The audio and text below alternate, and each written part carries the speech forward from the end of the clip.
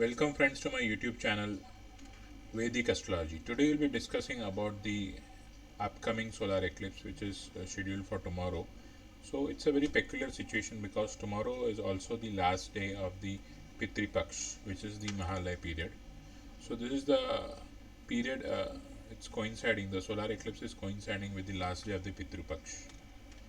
So what is the solar eclipse is a partial eclipse which is happening and visible, not visible in India, but it's visible partially across Europe, North America, and parts of Russia.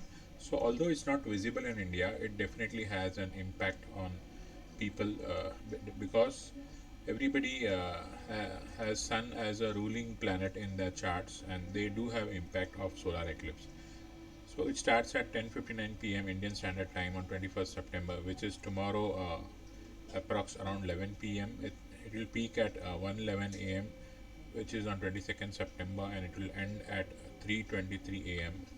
day after tomorrow. So it's the last day of honoring your ancestors. So it's the end of the sacred 15-day Pitri Paksh period. So it is a very opportune time for spiritual cleansing.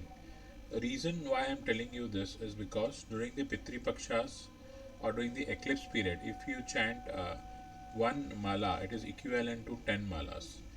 That's the reason it's very important for spiritual cleansing, because with little efforts you get more benefits. That's why it's very important and essential to chant the name of the god during the eclipse period. So if we talk about the rashis, who will have how much impact? So it's happening in Uttar Falguni Nakshatra. The sun is in Virgo. So Uttar Falguni is a nakshatra of sun.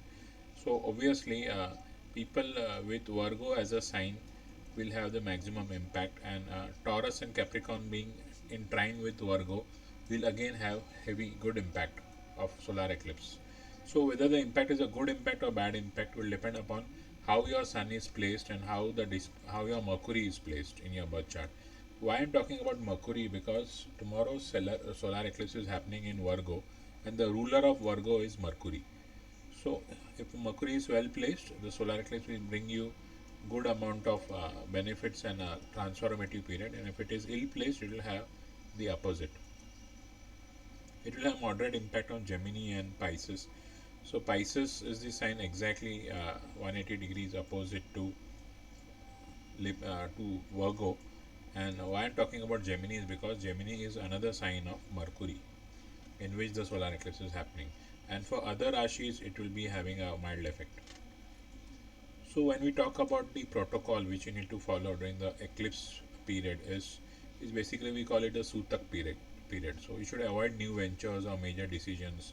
So you should follow the ancestral rituals in terms of doing the Pitru Paksh pujas, like doing the Tarpan Kriya, doing the Pindadan, giving donations of food, water to the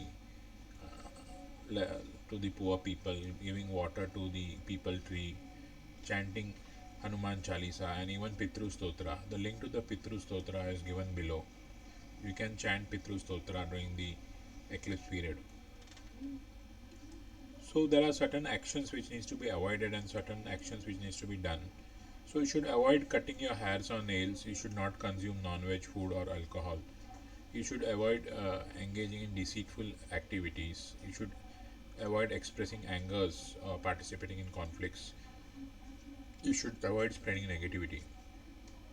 The things which you should be doing is you should light a mustard oil, preferably in the south direction of your house, because south represents the Pitris. So south is the direction for the Pitris.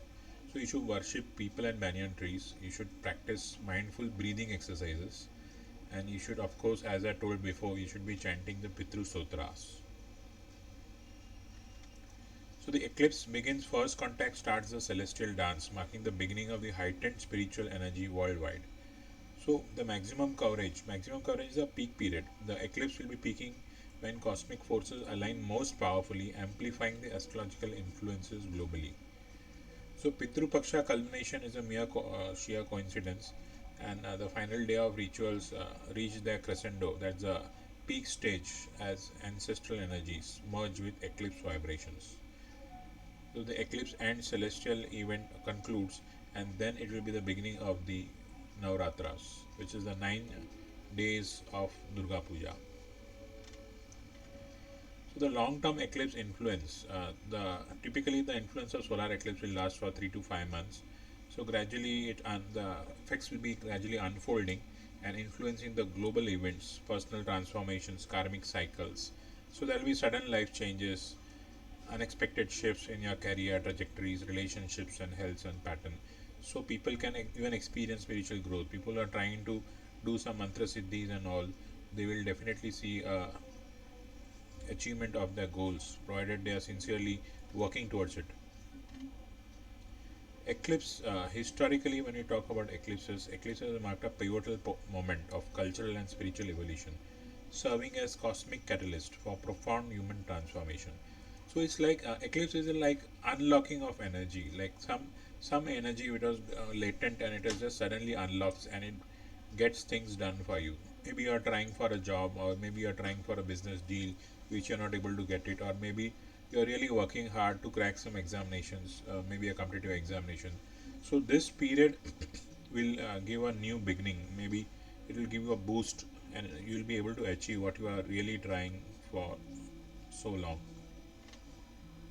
So you have to embrace the transformation. You have to honor your roots. You have to honor your pitris. You have to harness the eclipse energy, and you should be ready for the new beginnings, which will mark your journey of reflection, healing, and rebirth. For personalized birth chart readings, you can call me or you can WhatsApp me on the number given on the screen. Thank you so much for patient listening. Thank you.